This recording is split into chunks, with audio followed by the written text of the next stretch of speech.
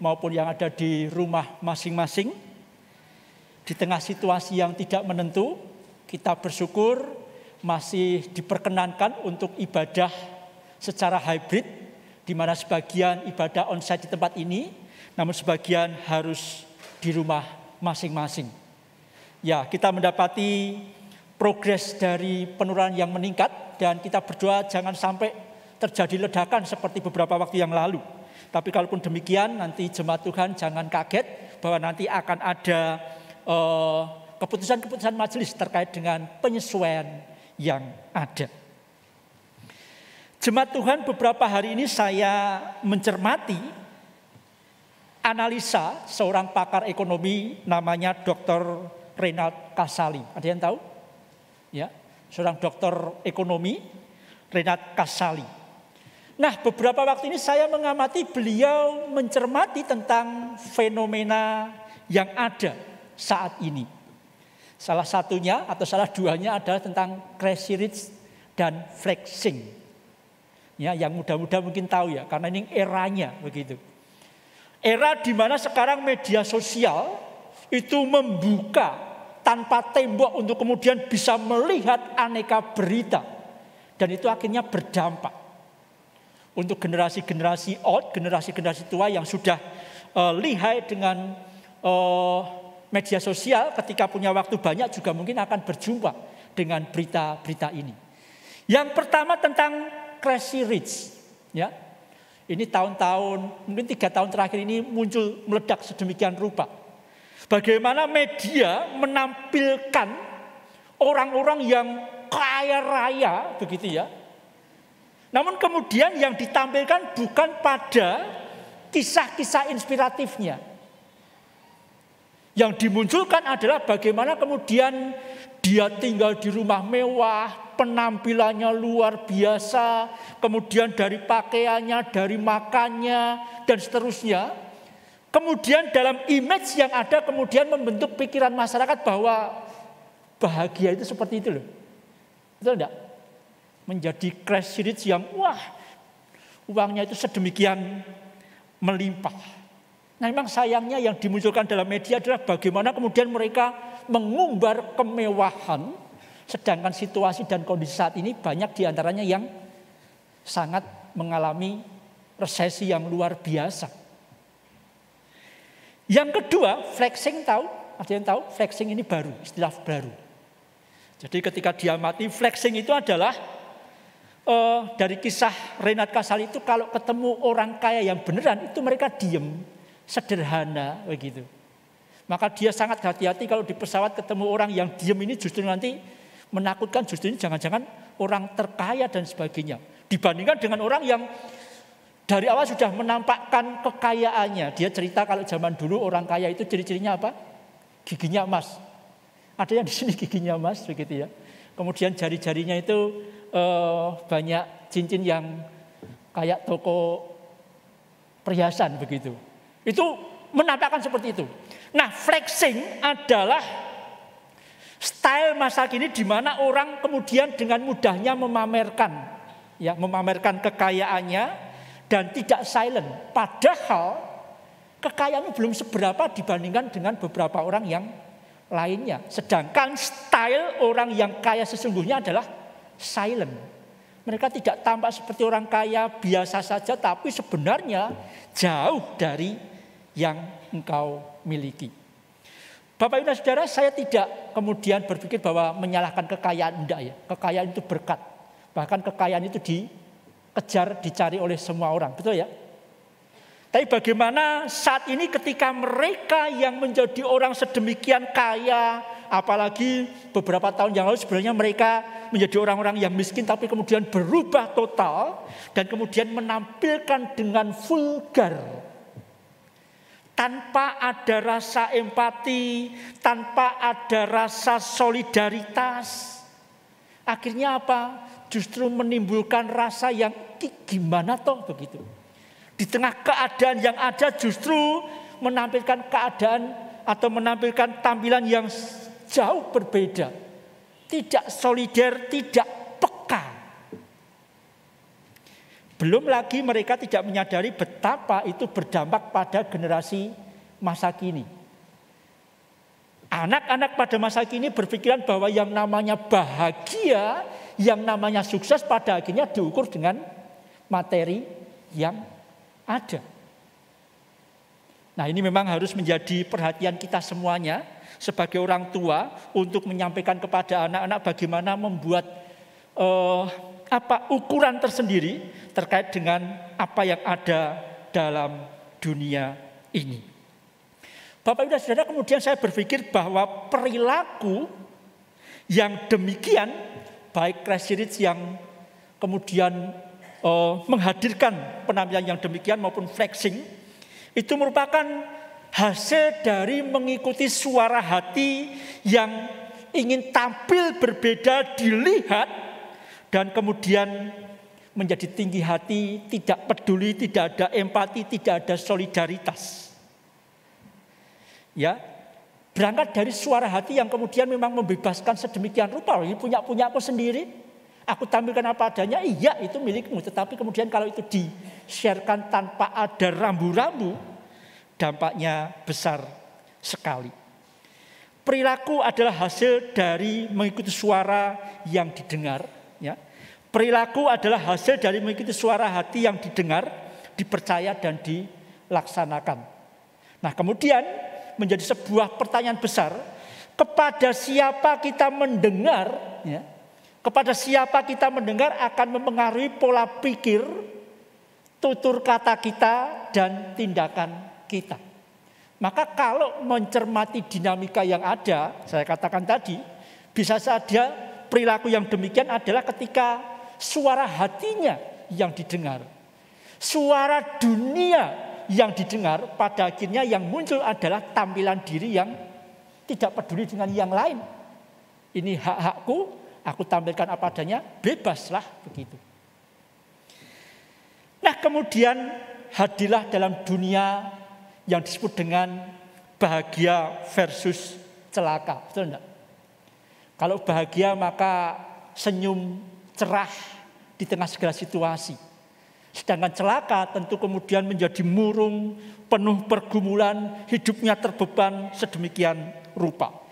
Dunia mengatakan bahwa yang namanya bahagia itu ketika harta menjadi miliknya berkelimpahan, punya jabatan, punya kehormatan. Ya, itu ukuran dunia. Celaka adalah di mana orang ketika tidak punya harta benda, miskin, marginal, dan tidak dikenal. Sehingga kemudian hari-hari ini muncul dua kutub yang berbeda, yaitu anak sultan. Ya, ini kalau opa oma tidak tahu ini anak sultan itu apa begitu ya. Tapi kalau generasi sekarang tahu ya anak sultan. Wah, kalau menjadi anak orang yang tadi Crazy Rich atau apa, wah, anak sultan. Ini ada artis yang anaknya belum lahir aja kamarnya sudah kayak istana, diekspos besar-besaran begitu. Crazy Rich ya. Anak sultan begitu ya. Tapi kemudian sayangnya ada beberapa stasiun yang kemudian mengkontraskan dengan acara Sobat Miss Queen, tahu ya? Ini tidak punya perasaan kalau saya lihat begitu kan. Di mana masyarakat sedang prosesi begitu ya. Justru ditunjukkan ini loh orang-orang yang kekalnya bla bla bla bla begitu, akhirnya memunculkan dua kutub yang berbeda antara anak sultan dan sobat miskin yang kemudian ini loh bahagia, ini loh celaka. Bila demikian, bagaimana dengan kita, jemaat Tuhan? Apakah selama ini kita ditarik oleh kutub dunia? Iya ya, namanya bahagia itu seperti itu. Tidak peduli bagaimana memperolehnya, tidak peduli bagaimana mengimplementasinya. Yang penting aku sesuai standar dunia atau punya standar yang khusus. Kemudian saya bertanya, apakah kita sudah bahagia, Bapak Ibu, sebagai orang Kristen? Apa ukurannya? Sebagai pendeta saya harus mengatakan bahwa sebagai orang percaya, kebahagiaan sejati datangnya dari hati dan sikap yang mau mendengar suara Tuhan. Kalau jemaat Tuhan saat ini punya ukuran bahwa suara dunia yang menjadi pertimbangan utama, berat. Tapi kalau hari ini diingatkan Kebahagiaan sejati orang percaya adalah dari sikap hati yang mau mendengar suara Tuhan. Mendengar bukan hanya sekedar masuk telinga kanan, keluar telinga kiri, tetapi menerima suara, dimengerti dan diikuti. Saya suka lagu yang ini. Siapa yang berpegang pada sabda Tuhan dan setia mengikutinya atau menjalaninya. Kemudian di akhir dikatakan hidupmu dalam Yesus sungguh bahagia.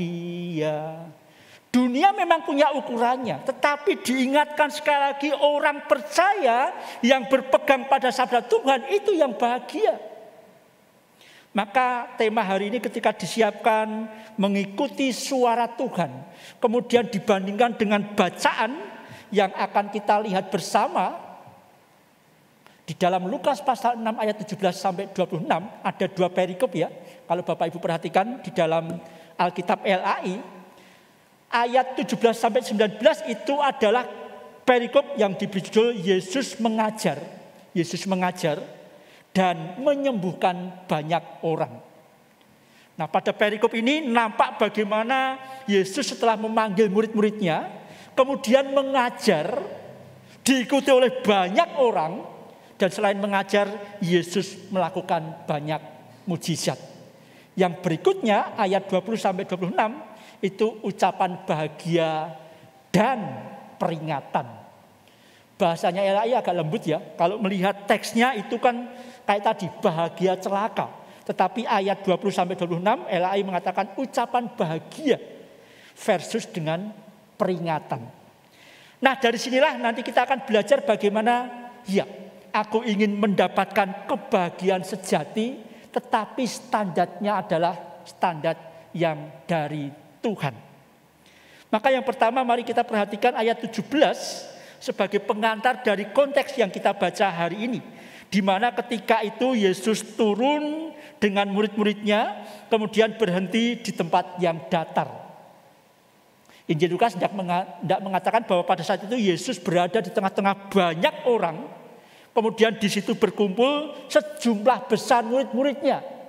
Jadi kalau lihat perikop sebelumnya, murid-murid baru dipanggil, maka sebagian besar masih kumpul di situ dan banyak orang lain yang datang, dikatakan di situ dari seluruh Yudea, dari Yerusalem, dari pantai Tirus dan Sidon. Bisa dibayangkan Yesus mengajar dan tidak hanya eksklusif kepada murid-muridnya saja, tetapi suara Allah itu dinyatakan kepada semua bangsa. Dari sini saya mengajak kita untuk kemudian, ayo jangan batasi kemurahan Allah. Kemurahan Allah dinyatakan kepada semua bangsa. Mari menjadi umat bahwa kebahagiaan dari Allah itu diberikan kepada semuanya. Nah kemudian dikatakan banyak orang selain para murid yang kemudian berduyun-duyun, berbondong-bondong mengikut Yesus, mendengarkan. Ya, dikatakan dari banyak area. Ketika saya memperhatikan ayat ini, saya mendapati bahwa banyak orang kenapa mengikuti Yesus, karena mereka tahu bahwa Yesus ini adalah suara Allah yang selama ini dinanti-nantikan. Lama sekali mereka tidak mendengarkan suara kenabian, dan ketika mendengarkan pengajaran Yesus mereka kemudian menerima dengan sedemikian hebatnya, dan kemudian mereka tidak salah ketika aku mau mendengar Yesus itu suara Allah.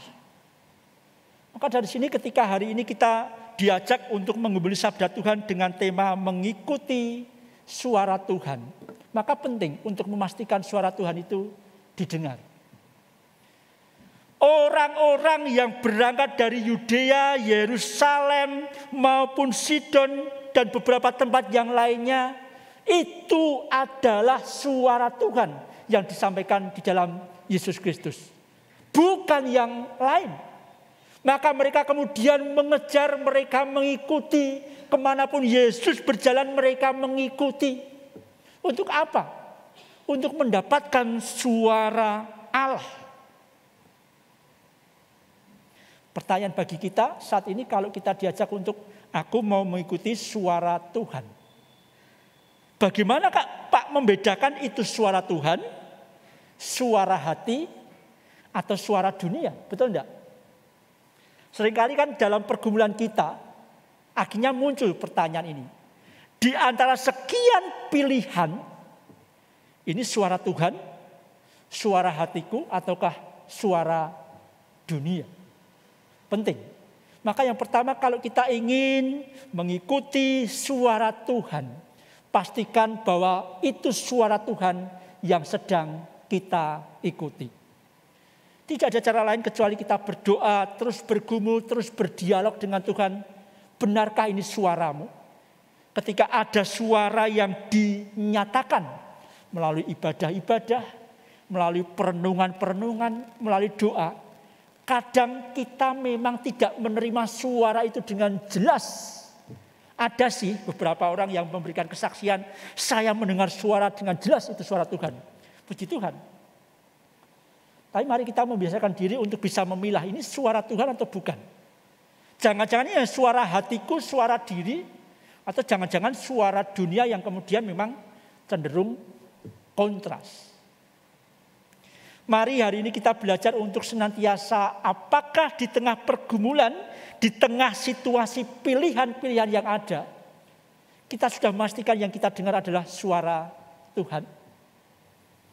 Di era media sosial ini jujur ya, kemudian gereja-gereja hamba-hamba Tuhan juga menyampaikan kabar melalui medsos. Tapi ada kalanya kita memang harus hati-hati, itu suara Tuhan atau suara yang berangkat dari diri hamba Tuhan itu, atau jangan-jangan berbeda. Kedewasaan kita Bapak Ibu dan Saudara sekarang diuji. Bagaimana betul-betul kemudian ini suara Tuhan atau jangan-jangan hanya suara-suara yang ditampilkan seolah-olah suara Tuhan. Butuh kedewasaan. Tidak ada standar khusus, tapi ini memang butuh pergumulan, butuh kesiapan untuk kita bisa membedakan ini suara Tuhan atau bukan. Layak aku ikuti, turuti atau tidak. Yang kedua, bagaimana kita dapat mengikuti suara Tuhan. Mari kita perhatikan ayat 18. Dikatakan orang banyak itu kemudian datang dan mendengarkan dia. Dan mereka mendengarkan dia, kemudian disembuhkan dari penyakit mereka. Kemudian mereka disembuhkan dari ikatan roh-roh jahat. Bahkan di antara mereka yang tidak dijamah Tuhan, mereka berupaya untuk menjamah Tuhan. Dan dikatakan dalam Injil Lukas, mereka disembuhkan. Kalau hari ini kita diajak untuk mengikuti suara Tuhan, bukan sekedar verbal kita nututi ya. Kita harus meyakini bahwa ini adalah ajakan untuk mendengar dengan iman. Ya, mendengar dengan iman dan percaya. Saya kemudian mendapati begitu banyak orang yang mengikuti Yesus bukannya sekedar mendengar, tapi kemudian mereka beriman, percaya, bahkan di antara mereka dikatakan, aku ingin menjamah, dan ketika mereka punya niat untuk menjamah, mereka kemudian dipulihkan dan disembuhkan. Dalam bahasa saya, dari ayat ini begitu banyak orang dipuaskan melalui pengajaran Yesus. Mereka mengikut Yesus dan dipuaskan. Mereka juga disembuhkan dari segala sakit penyakit mereka, pergumulan mereka. Dan mereka dipulihkan dari ikatan-ikatan yang ada. Apakah mengalir begitu saja? Saya rasa enggak. Ketika mereka punya iman, percaya ini Yesus anak Allah. Ini Yesus punya kuasa. Bahkan ketika Yesus tidak bisa menjamah pun, ketika ada niatan hati untuk proaktif menjamah jubah Yesus, mereka pun disembuhkan. Maka hari ini kalau kita menggumuli sabda Tuhan, aku mau mengikut suara Allah, ya harus dengan iman dan percaya. Bukan sekedar hanya mendengar secara rutin, bisa jenuh loh. Tapi kalau mendengar disertai dengan iman dan percaya akan sedemikian dinamis kehidupan kekristenan kita. Di antara pilihan-pilihan yang ada kok seperti ini ya. Di tengah pilihan-pilihan yang sulit aku mau beriman percaya. Mengikuti suara Tuhan haruslah seperti itu. Bukan sekedar suara yang kita ikuti. Tapi benar-benar untuk kita bisa mengikuti ada iman dan percaya di sana. Pertanyaan hari ini adalah tantangan iman yang apa yang ada pada Bapak Ibu Saudara hari-hari ini? Tantangan iman seperti apa? Aduh, dampak pandemi Pak. Atau sempat sakit Pak.